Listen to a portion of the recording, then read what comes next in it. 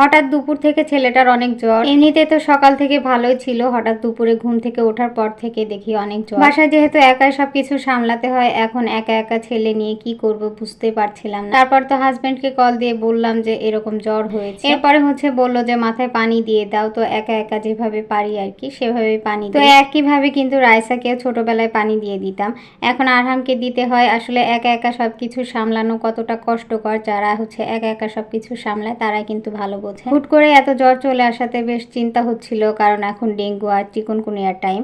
এই জ্বরগুলা বেশ মারাত্মক, আর এতটুকু ছোট বাচ্চার পক্ষে এগুলা নেওয়া কতটা কষ্ট। মাথায় পানি দেওয়া শেষ করে মাথাটা খুব ভালো মতো মুছিয়ে নিলাম।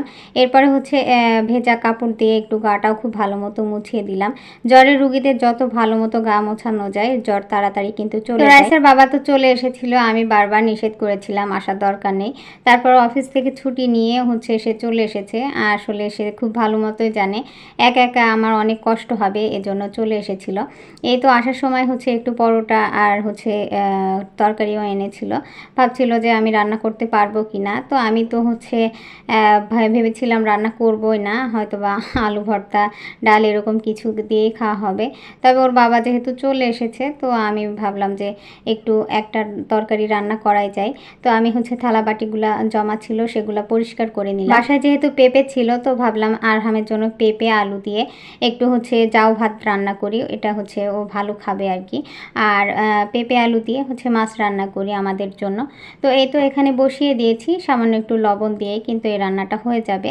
এরপরে মাছগুলা খুব ভালো মতো পরিষ্কার করে এখন আমি মাছ ভাজি করে নিব। হলুদের গুঁড়া, মরিচের গুঁড়া, তারপর লবণ দিয়ে খুব ভালো মতো কিন্তু আমি মাছগুলো মাখিয়ে নিয়েছি। এরপরে ফ্রাই প্যানে তেল গরম করে আমি মাছগুলা দিয়ে দিচ্ছি। আর তরকারির ভিতরে মাছ দেওয়ার মাছগুলা কিন্তু একটু হালকা ফ্রাই করে নিলে ভালো লাগে খেতে।